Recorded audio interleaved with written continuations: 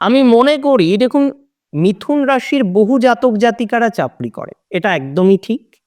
কিছু জাতক জাতিকারা সেলফ প্রফেশন অর্থাৎ স্বনিয়ন্ত্রিত পেশার সাথে যুক্ত আছেন।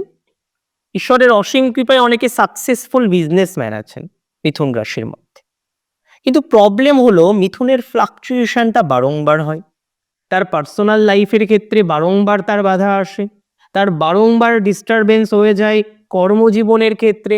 আমি যদি আলোচনা করি আপনার কর্মজীবন রিলেটেড ম্যাটারে, আমি অত্যন্ত শিওর এবং শিওরিটি দিচ্ছি, যারা জন্মস্থানে চাকরি করেন, দূরে যেতে চাইছেন, তাদের সাকসেস 100% আছে। প্রথম কথা, যারা একটু দূরে আছেন, আপনি অন্য রাজ্যে থাকেন, সেই রাজ্য থেকে আরেক রাজ্যে যেতে চাইছেন, সাকসেস আছে। এক রাজ্য থেকে অন্য রাজ্যে বা এক দেশ থেকে অন্য দেশে চাইছেন, তাদের সাকসেস আছে।